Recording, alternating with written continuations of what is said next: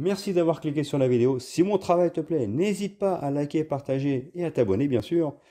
Et pour le reste, j'espère que la vidéo te plaira. A plus. Bonjour à toutes et à tous, c'est Steli78, j'espère que vous allez bien les amis. Aujourd'hui, ma critique de la adaptation, bien entendu, de Netflix du film City Hunter. Et je dois vous dire que franchement, Netflix est pour moi sur la pente ascendante. Parce que lorsque l'on voit que déjà la série One Piece était une masterclass. Apparemment, je ne l'ai pas encore vu, mais leur adaptation de Yu Yu Hakusho est plutôt de bonne facture. Donc j'attends de la regarder afin de vous faire une review. Je dois dire que ce City Hunter, j'ai été surpris déjà par la qualité de l'adaptation, mais surtout j'ai kiffé. J'ai kiffé comme pas possible. J'ai vraiment cru que j'étais en train de regarder City Hunter, mais en film. Tout y était. Le cadre, Shinjuku bien entendu, le personnage badass de Ryo Saeba, un scénario à la City Hunter, des scènes d'action vraiment très bien filmées. Je vous en parle tout de suite. En tout cas, ce City Hunter de Netflix est vraiment très bon. C'est parti.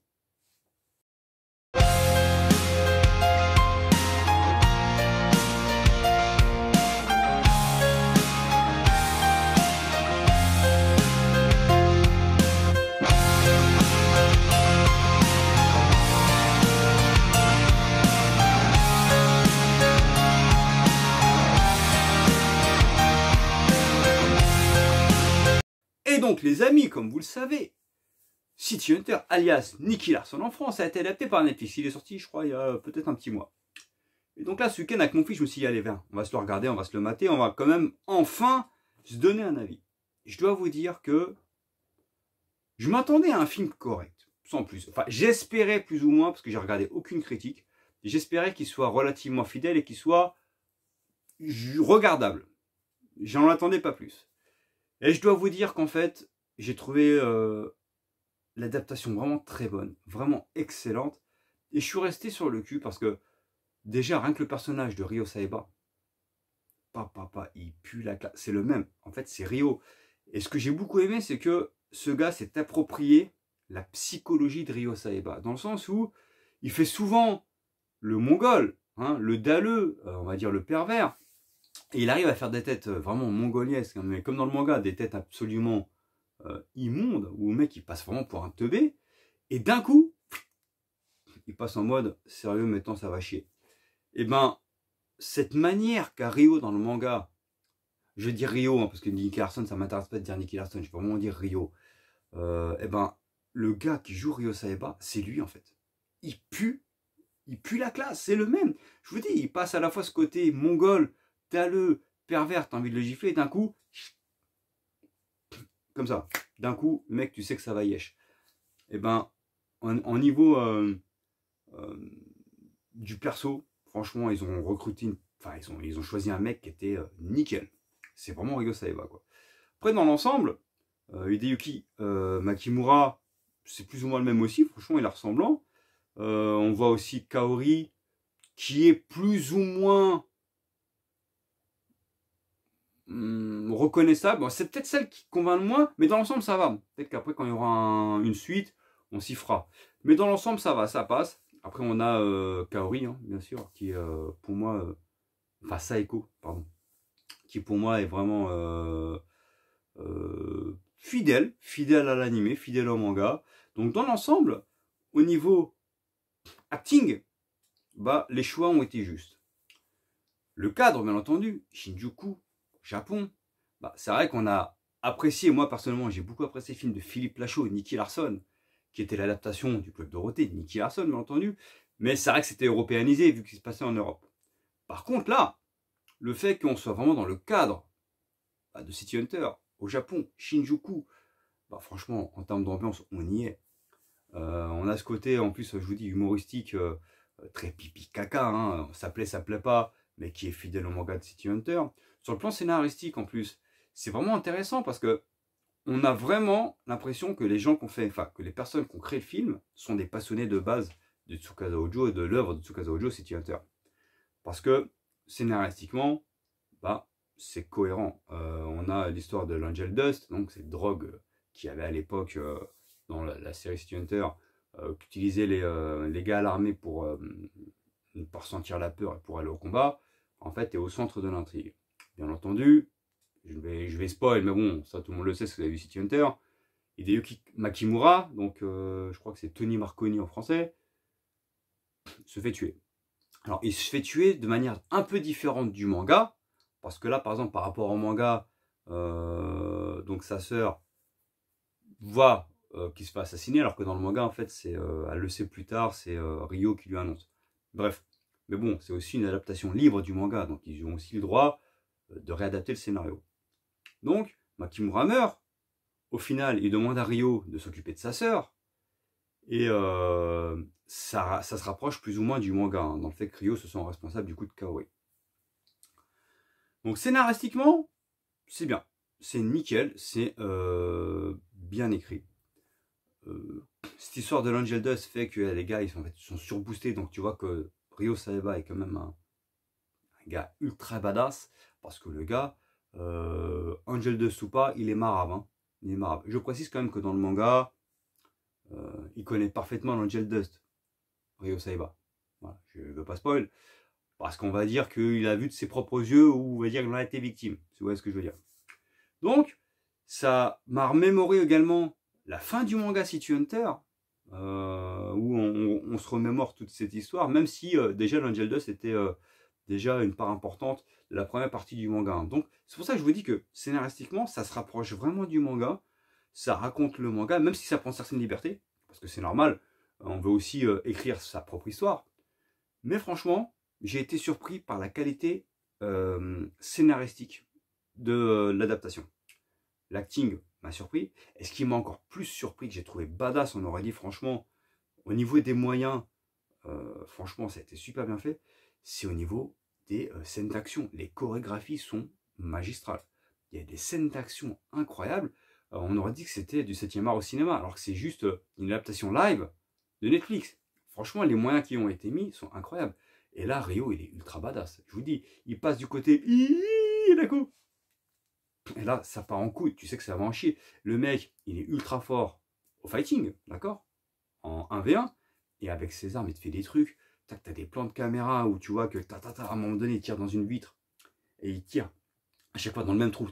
Pour agrandir la vitre. Après, il fait des trous. Il fonce dedans. Mais c'est ultra stylé. Quand à un moment donné, il est en train de se taper avec... J'ai pas envie de spoil, mais des scènes comme hilarantes où le mec il se tape avec un cheval, vous comprendrez. Hein. Et le gars, pareil, hein, ultra badass, il est en train de se taper. À un moment donné, il y a un sniper en hauteur. On voit que le sniper il est comme ça, et du coup, on voit Ryo Saeba qui le regarde comme ça dans la lunette. Donc, tu vois dans la lunette Ryo. Et c'est stylé parce que ça me fait penser à une des scènes en fait du manga. Donc, c'est ultra badass. Ils ont repris les scènes du manga qu'ils ont mis dans la série, enfin, dans le film live action, et c'est vraiment génial. Donc, on voit Ryo comme ça, avec sa tête badass. Il tire, bam, le mec il le blesse, tu vois. Et en même temps, il continue de se taper. La foule qui est autour, en fait, ne se rend compte de rien. C'est vraiment ultra fidèle à City Hunter. En termes, comment dirais-je, d'époque. Là où City Hunter se déroule dans les années 80, 90, enfin 80 vraiment. Là, c'est vrai qu'ils l'ont mis à l'époque actuelle, où les persos ont des portables, des smartphones, ils font du cosplay, patati patata. J'ai cru au début que ça allait me déranger, mais en fait non, ça passe. Parce que mine de rien, on reste quand même dans l'ambiance City Hunter. Donc même s'ils ont situé le contexte à notre époque, ça passe. Franchement, ça passe, il n'y a pas trop de soucis. En termes d'OST, c'est un peu ça qui m'a déçu, à part la fin, je vous le dis tout de suite. Mais là où sur voilà, City Hunter, c'était un peu des musiques jazzy, groovy, un peu d'époque qui mettaient l'ambiance. Là, c'est un peu des sonorités modernes. Mais pareil, en fait, c'est pas que ça me déçoit, c'est que bah, ils ne pouvaient pas faire autrement. À partir du moment où tu situes le contexte à notre époque, tu peux pas mettre des musiques des années 80 avec une année 2023-2024. Ça, ce serait pas cohérent. Ça passe. Ça fait pas le job, c'est pas aussi marquant que les musiques de City Hunter, mais ça passe. Par contre, à la fin, voilà, on a Get Wild, la musique mythique de City Hunter qui, franchement, donne des frissons. Ça fait kiffer quand le film se termine. Et que tu as Get Wild, tu kiffes comme pas possible. Même si, il faut admettre que par rapport à la fin typique des City Hunter, le contexte est différent. Là où, par exemple, Philippe Lachaud, lui, avait vraiment repris ce qui se fait de base dans City Hunter, où en général, la fin se termine dans un aéroport avec un avion qui se casse, il se retourne avec Kaori, et là, tu as la musique Get Wild. Là, ça se termine, en fait, ils sont dans son appart. avec Kaori qui le matraque avec un marteau. D'accord? Et en fait, il est dans l'appartement. Bon, c'est juste le contexte qui est différent. Mais par contre, ouais, ça fait le job. Parce que tu vois Kaori avec le marteau, donc marteau mythique de City Hunter. Et en plus, avec la musique d'étoile qui fait le café, moi j'ai attendu le générique jusqu'à la fin parce que j'en pouvais plus de. Enfin, je voulais pas éteindre avant que la musique se termine. Donc franchement, en termes de respect de l'œuvre, génial. Je pense que Tsukasa Ojo peut être fier de ce qu'ils ont fait. Après, d'après ce que j'ai compris, il a étroitement été lié au film. Il a voulu être là quand même pour vérifier que tout se passe bien. Donc je pense que l'œil du maître fait qu'aujourd'hui, on a eu cette adaptation qui est vraiment très réussie. Qu'est-ce que je pourrais ajouter peut-être en négatif Je vous l'ai dit, négatif, pas vraiment, pas tant que ça en fait. Ouais, il y a des petites incohérences. Des petites incohérences où à un moment donné, qui protège une fille qui s'appelle Miki ou Kimi, je sais plus, excusez-moi. Et donc, elle est poursuivie par des tueurs. Donc, City Hunter est là pour la protéger. Et d'un coup, en fait, il y a un concours de cosplay. Elle se dit, en fait, il faut que j'aille à mon concours de cosplay. Et donc, ils y vont. City Hunter, il est au calme, il fait, vas-y, on y va, il n'y a pas de problème. Je trouve que c'est assez incohérent dans le sens où l'autre, elle est recherchée par les tueurs. Donc, il la protège et ils vont au concours de cosplay. Juste ça est assez bizarre scénaristiquement, mais à un moment donné, il fallait bien aussi qu'il fasse quelque chose pour faire avancer le scénario et les scènes d'action. Bon, dans l'ensemble, il y a quelques petites incohérences, mais rien de choquant. Mais sinon, j'ai trouvé que les scènes d'action étaient géniales. J'ai trouvé que l'acting était très très bon. Le contexte, là où c'est situé, Shinjuku, le Japon, on y est, c'est du City Hunter, les plans de caméra, le côté humoristique très, très typique de City Hunter, on aime ou pas, mais franchement après si t'aimes City Hunter à la base, t'aimeras cet humour. À un moment donné, en plus il est sur un, je sais pas, il décolle, il est sur une sorte de matelas gonflable, et on voit, on voit Hideyuki qui dit, Tony Marconi qui dit, attends, on dirait un Aladdin pervers, en fait, parce qu'il décolle, en fait il traverse une vitre, c'est du n'importe quoi le truc, mais en fait tu le regardes, tu dis c'est City Hunter en fait. J'ai posé mon cerveau, je m'en fous. Mais franchement, j'ai vécu un très bon moment. J'espère qu'il y aura une suite, j'espère qu'il y aura du succès, parce que maintenant il y a une chose que j'ai envie de voir, c'est ce côté feeling entre Kaori et Ryo. Parce que là, c'est vraiment la rencontre des deux. Là où dans le film de Philippe Lachaud, ils se connaissent déjà, ça fait des années qu'ils travaillent ensemble, donc on sent qu'il y a ce feeling entre les deux qui passait très bien dans le film de Philippe Lachaud. Là, on sent que c'est la découverte l'un de l'autre. Donc, j'attends de voir ce qui va se passer. Au niveau feeling, est-ce qu'ils vont réussir à retransmettre ce qu'on a dans le manga entre ce côté je t'aime moi non plus, entre on tient l'un à l'autre en fait tout simplement. J'attends de voir ça. Je pense que ça se fera, il n'y a pas de souci, parce que vu la qualité déjà promet de ce film, j'espère qu'il y aura une vraie suite. En tout cas, j'ai apprécié. J'ai trouvé vraiment que c'était un très très bon film, très très bonne adaptation. J'ai été très très surpris. Et là, Netflix, je voudrais les féliciter parce que là, on a eu des merdes avec l'adaptation de Senseiya qui est absolument dégueulasse, Death Note absolument dégueulasse.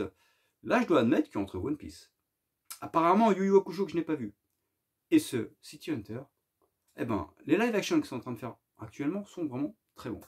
Voilà tout, en tout cas, ce City Hunter était un vrai régal pour vous dire j'ai envie de le revoir. C'est tout dire. En tout cas, si vous avez Netflix, comme beaucoup, vous pouvez le regarder sans problème, que vous soyez fan ou non de City Hunter, vous allez voir un truc en tout cas qui est vraiment divertissant. C'est parti, j'espère que ça vous a plu. Ciao.